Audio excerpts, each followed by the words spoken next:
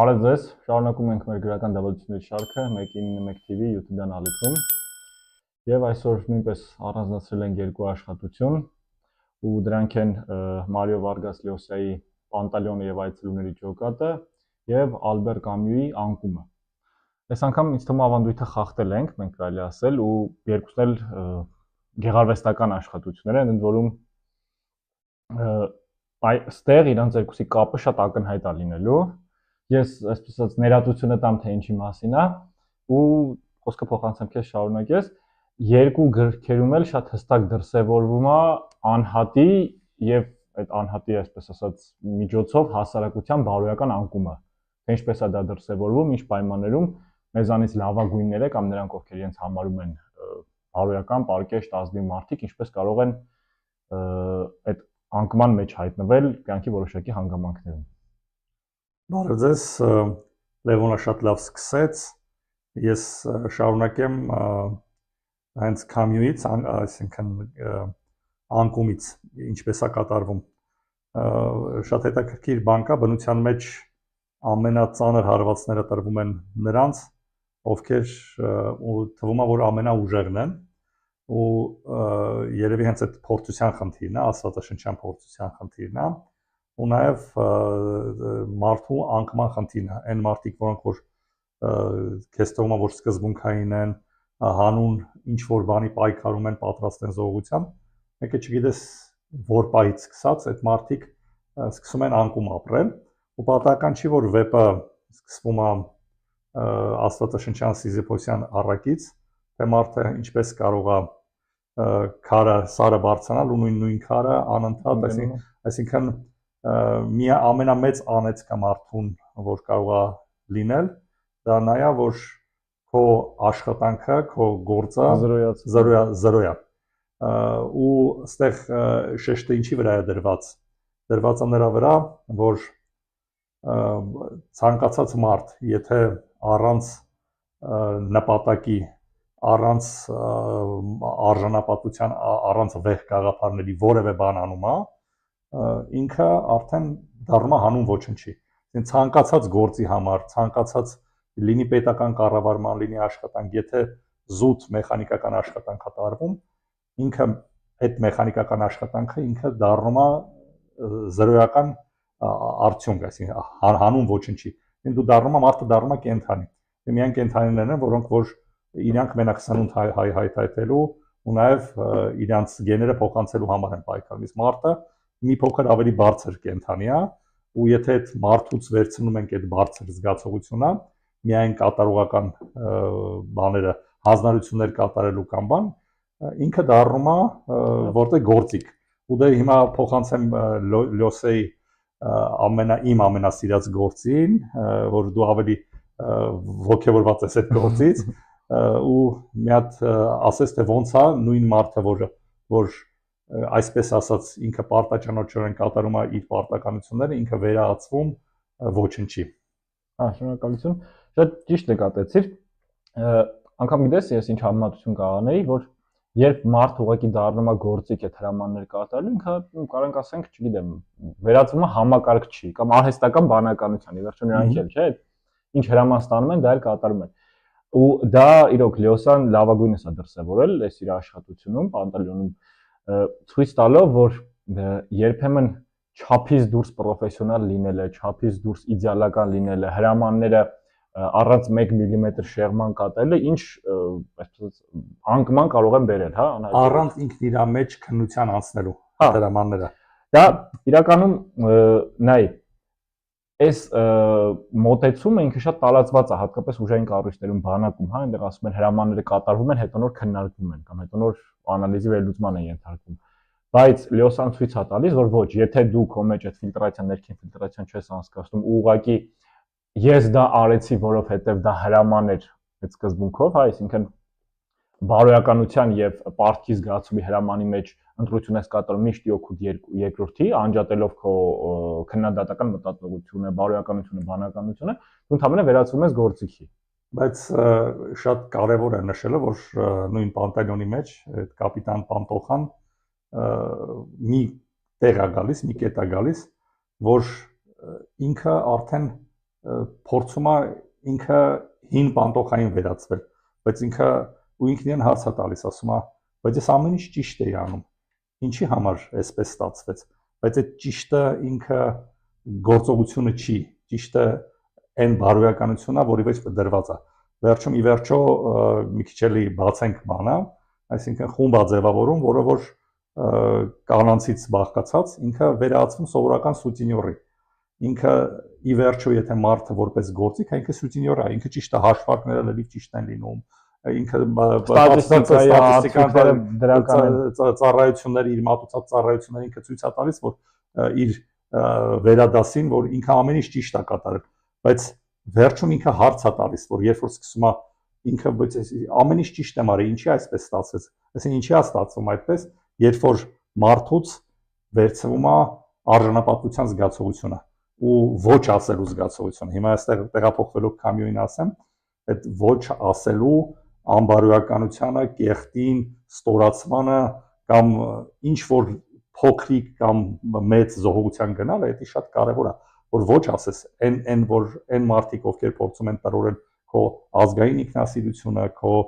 մարդկային ինքնասիրությունը, քո արժանապատվությունը, դու պետք է կարողանաս ինչ որ ձևով դրան դեմ գնալ, ոչ թե ասել չէ համակարգը այսպես է ու այդպես է կլինի։ Այստեղ ուզում եմ էլի փոխանցելով խոսքը քեզ ուրիշ բան ասեմ։ Էլի երկու վեպերում եմ մի հատ կարմիր թելի պես անցնում է այն բանը, որ մարդիկ իրանց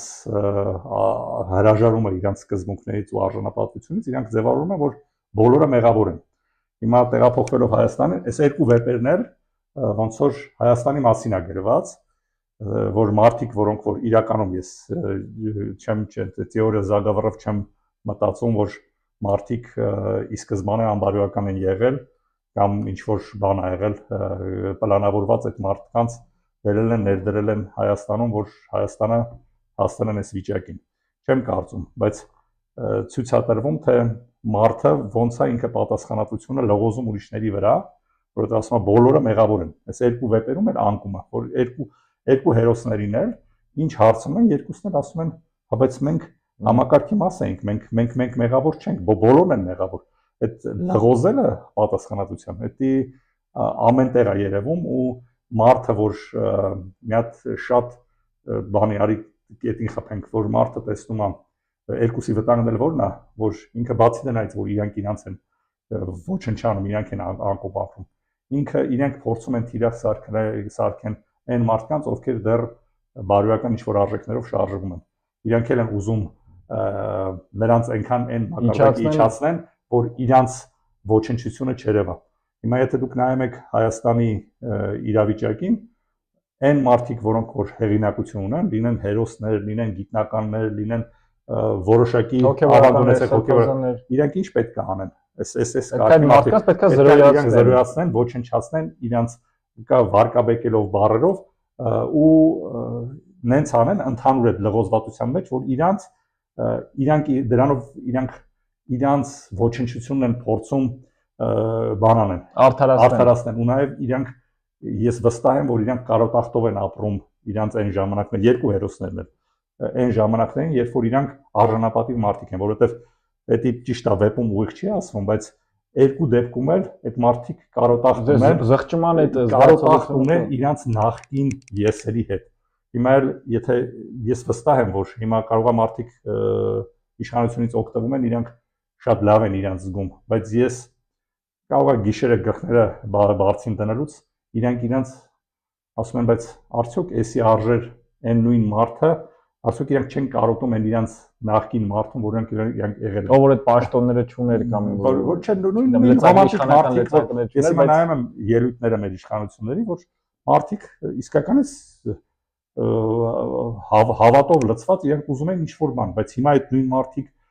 այսքան անկում ապրեն, այսքան ոչնչանան, ինչ է լինելու։ Այստեղ ես պետք է տրամաբանական հարց տամ, արդյոք իրանք հավատով լցված էին, թե դա ուղղակի մոդայիկ էր այդ ժամանակ ու թրենդային էր, դրա համար պետք է ասեին այդ մտքերը, որովհետև եթե մարդը հավատում է որևէ գաղափարի ու այսօր անում է այդ գաղափարին 180 ճան հակառակ, ապա տրամաբանական հարց առաջանում էլի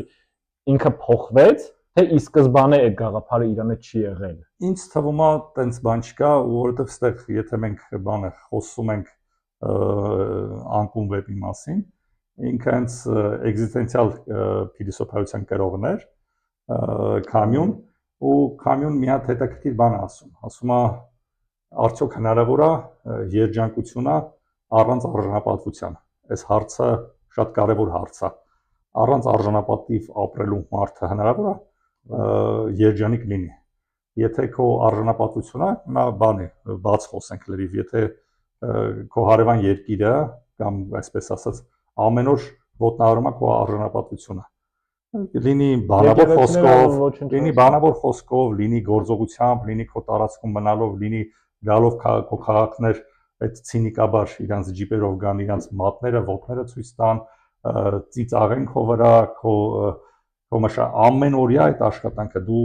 դրանից կարաս երջանիկ լինես, ինչքան էլ պարգևավճարդ ենթադրենք միլիոն լինի թե միլիարդ լինի, ինչքան էլ դու ինքդ քեզ զրոյացնես, հասցնես կենթանական մակարդակի։ Ես քեզ տեղ ուրիշ բան ասեմ, տես դու խոսում ես պարգևավճարներ ստացվում ես, կն իշխանության ներկայացնի մասին, բայց ես կասեմ, որ իրանք փորձում են նաև հասարակությանը բերեն այդ մակարդակի, որ հասարակությունն էլ պետք է այսպես չակերտավոր երջանիկ լինի, որովհետև կան խորոված փարթիներ կամ մնացած այլ համերգներ, արդյոք այդ մարդիկ իրանք երջանիկ են, իրանք իրենց զգում։ Դե տես, դե խնդիրն է, եթե որպեսի էլի պատասխանատվությունը չփորձենք գցել բոլորի վրա, հա, ու դրանով լղոզենք։ Արի գան կոնկրետ անհատների, ովքեր այս գործունեությունը իրականացնում են, ու այսօր փաստացի դրանք իշխանության ներկայացուցիչներն, սկսած ամենավերևի օղակից, վերջացրած մինչև այն ամենավերջին պաշտոնյան, ով նո առնվազն կրում է այդ գիծը կամ կույր վինտիկը, հա, մեխանիզմի, այդ մեխանիզմի մի բաղադրիչն է։ Դες դու շատ լավ նկատեցիր, որ դա հատկապես նկատվում է հենց Կամյուի մոտ, որ անգամ խոստովանելով սեփական մեղքերը, գլխավոր հերոսը Կլեմանսը, ինքը փորձում է ներկայացնել, որ այո, ես սխալ եմ, բայց մեղավոր են բոլորը։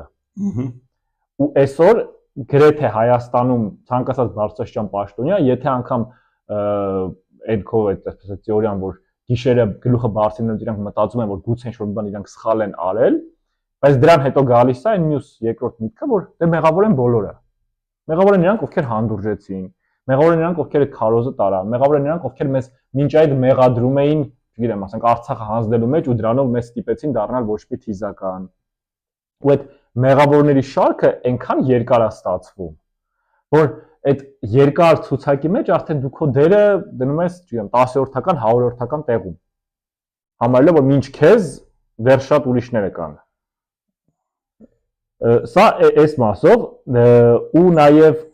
ինչն է էլի Կամյուի մոտ շատ հետաքրքիր, այստեղ ես կուզեմ զուգահեռ անցկացնեմ Էրիխ Ֆրոմի հետ, այդ փախուստ ազատությունից, որտեղ կարմիր թելը հետևյալն է, մարդիկ խուսափում են եւ մարդիկ չեն ուզում այդ ազատությունը, որովհետեւ ազատությունը ենթադրում է պատասխանատվություն։ Հենց ես էդի Կամյուի մեջ շատ սիրուն ձևի է դրված, որ որն է իրական ազատությունը։ Հենց ինքը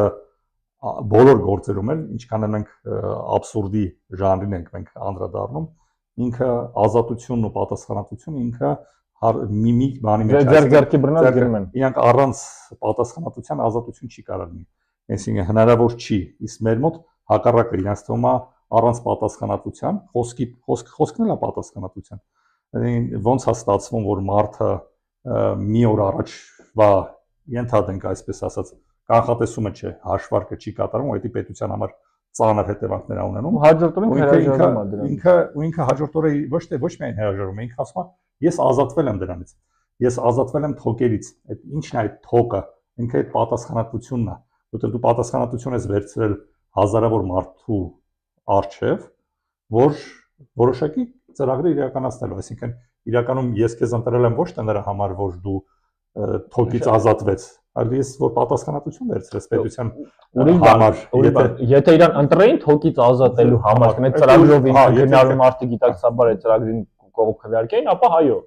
բայց մարդը խոստանում է մի բան, խոստանում է նույն ասենք 21 ընտրություններում, հա, Արցախի հետ Արցախի կարգավիճակի հստակեցում, չգիտեմ, Հադրութի Շուշիի դեօկուպացիա ու փաստացի 23 թվականին պարզվում է, որ Արցախը ընդհանրապես թոք էր, որից պետք էր ազատվել։ Հիմա Լևոն ջան, մի հատ ուրիշ բան ասեմ, դու ենթադրենք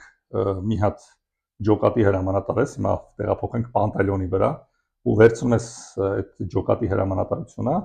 տանում ես քո ամբողջ ջոկատը կոտորվում է,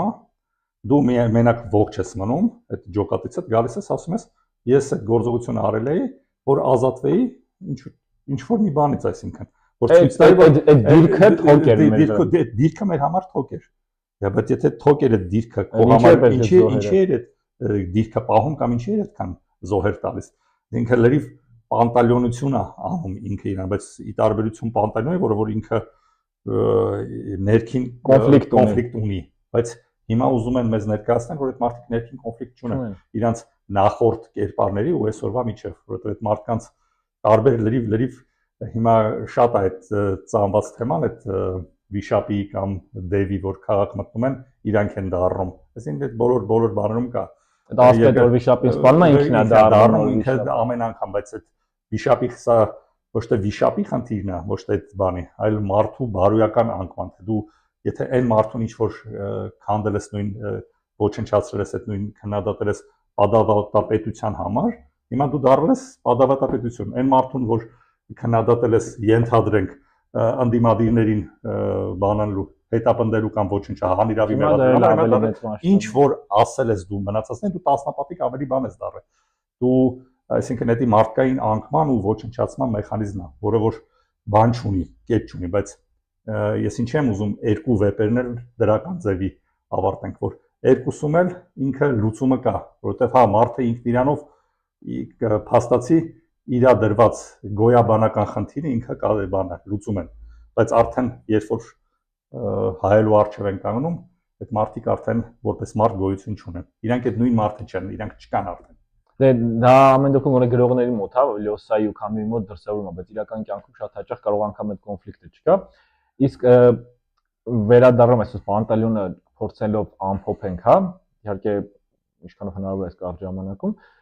Լյոսան, եթե մենք գնանք այդ կոնսպիրոլոգիական թեորիաների մեջ, հա,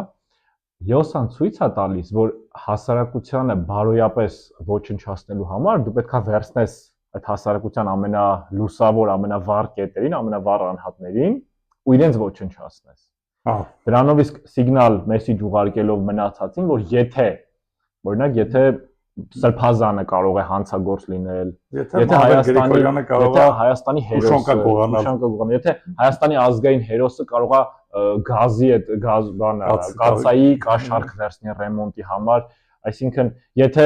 պայմանական հիմա այս վերջին այսպես ավելի ակտուալ կանդազը, հա, Արտուր Ավանեսյանը ձերբակալվել, եթե մարդը հետախույզ է եղել, չգիտեմ, քանի անգամ ասենք ադրբեջանական ինչ-որ դիրքերում է եղել, ինչերի մեջով անցել, իր կյանքը բազմաթիվ անգամներ են վտանգավոր կետերում է, հա, իր գործունեությունը ծավալել, իր կյանքը, ասենք ասենք չենք ասում, որ ինքը իր կյանքը զոհասեղանն է դրել։ Առնվազն մարդը քանի պատերազմի մասնակցել է ու քանի դիվերսիոն կամ ինչ-որ այլ հետախուզական գործունեություն իրականացրել, բոլորն էլ բան են եղել, ենթադրել են բռնվելու կամ սպանվելու վտանգ։ Մարդը գնացել է դրան ու այսօր բերել են, հա, ասում են, չգիտեմ, կաշառք է տալիս կամ չգիտեմ, ինչ-որ խոստումներ է բաժանում կամ էսա կամ փորձելով թիրախավորել հասարակության լավագույն անհատներին, ամենալուսավոր անհատներին, ուղերձ են հղում մյուսներին, որ ժողովուրդ ջան, նորմալ է, վատը լինելը, անբարոյական լինելը, ցածր լինելը, դա մենք բոլորս ենք։ Դու շատ ճիշտ տեղին խփեցիր, եթե մենք հիմա վերհիշենք Աննա Հակոբյանի ստատուսը, իր մեջ գրած էր գիտնական ոչիլ։ Այդ երկու բառի նույն տեքստում հայտնվելը կամ հոգևորական մանկապիղծ։ Ինքը որ հոգևոր մարդը մանկապիղծ է, գիտնականը ոչիլ։ Այսինքն դու էդի ասոցիացիա ստեղծում, որ այդ բարձր մարդը ինքը ինչ կարանք, այսինքն հերոս տուշոնկայակեր, ինքը ոնց է նույն լեզվաբանական, նույն հոգեբանական առումով ոնց է արժեզրկվում այդ ամեն ինչը ու ամբողջ այդ մարդկանց դու դարձնում ես, հավասարացնում ես 0-ի, այսինքն ջնջում ես որպես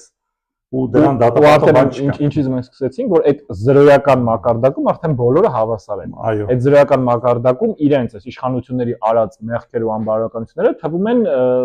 նորմալ, լավ, նորմայի մաս, բայց այդտեղ ավելի սարսափելի բան կա։ Այն պարագայում, երբ որ Ադրբեջանն ու Թուրքիան ինքը իր ազգայինը բարձրացնում անում է վերև, իսկ դու քո ազգայինը զրոյացնում ես, դու դառնում ես իրանց մոտ, իրանք քեզ ասում են, «Էս չէիք դուք», եթե պետական պաշտոնյաների բերանով այդ ամեն ինչը հնչում, այսինքն դու իրանց թեզերն ես ապահովում, որ այսինքն դու մի հատ ցածրակարգ ազգ էիր, որոնք որ էս էին արել, այսինքն նույն թալանչիներն էին, նույն գողեր էին, նույն սրիկաներն էին, ու դա մատուցվում է միջազգային հանրությանը, որ որպես հա, մենք ճիշտ էինք անում, որ այս մարդկանց ոչինչ, մենք ճիշտ արեցինք, որ վտարեցինք մեր երկրից, մենք ճիշտ արեցինք, որ գենոցիդ արեցինք, որովհետև այս մարդիկ կեղտ էին մեր պետության։ Այս ազգը ապրելու իրավունք ունի, որովհետև ինքը մարդկության ամենավարտագույն բանն է, որ ազատվեց, այսինքն որ մարդուն որպես մարդու կերպարը զորացնես, բայց դա մեր ձեռքերով արում, եթե միշտ պատմության ընթացքում թշնամու ձեռքերով էր արել, հիմա մեր ձեռքերով արվում։ Դրա համար էլ վերադառնալով այն կետին, որ երկու մեր հանճարների, երկու Նոբելյան մրցանակակիրների գործերին, ես կուզեմ, որ էլի ելքը որն է, ելքը միայն բանը բարոյական բարձրացումն է, ուրիշ տարբերակ չկա։ Եթե սենց շարունակվի, մի քիչ էլ սենց շարունակվի այդ խորովածա քյաբաբային պետությունը կամ համերգային պետությունը, մենք այդտեղ պետություն չենք ունենա։ Լավագույն դեպքում ադրբեջանցիների ու թուրքերի համար լավ խորոված կեփենք ու նրանք կգան համերգներին, ձերի համերգ ուրախանալու բան կանեն։ Այսինքն սա է, մենք դատապարտված ենք։ Եթե ինչ որ ես մի հատ բան կասեմ, էսի վերջին բանն է։ Ոստեղ անկման մեջ ինչ է ասում, ասում է, եթե նույնիսկ դու Սիզիփոսյան գործն ես անում, քարը տանում ես ներքև ամեն անգամ, բայց դու իդեա ունես, ինքը կողքից մարդիկ կարող է տեսնեն ու ոգևորվեն։ Ու ինչի եմ ասում, ես այսօր ասեցի պետք է խոստով անեմ, որ մի քանի անգամ ես ուզեցել եմ ընդհանրապես դադարեցնեմ, ասում եմ ինչի ենք անում մենք։ Ես ու Լևոնը նստած ինչ ենք խոսում։ Սիզիփոսյան աշխատանքը։ Հա, որովհետև Սիզիփոսյան, որովհետև մարդկանց ում է պետք մեր այս արածը, բայց երբ որ տեսնում ես, որ կարող է հնարավոր է մի մարդ էլ ինքը չզիջի իր սկզբունքները, իր առանապատվությունը, ինչ որ խոսքից հետ կապված, նշանակում է իզուր չէ, այդքան էլ իզուր չէ, էլի։ Ուրեմն այս դրական նոտայի վրա փորձենք ավարտել, որ չի արվում։ Հա, մեկ էլ մենք երբևէ խորհուրդ չենք տալիս, բայց ես շատ կուզեմ խորհուրդ տամ, որ երկու գործն էլ կարդան, իսկ Պանտալյոնը, եթե ուզում եք տրամադրությունները բարձրանա, պարտադիր կարդացեք ու երկու վեպերի մեջ էլ ամբողջությամբ կտեսնեք Հայաստանի այսօրվա վիճակը։ Եղավ, շնորհակալություն, հաջողություն։ Ստեսին ձեզ։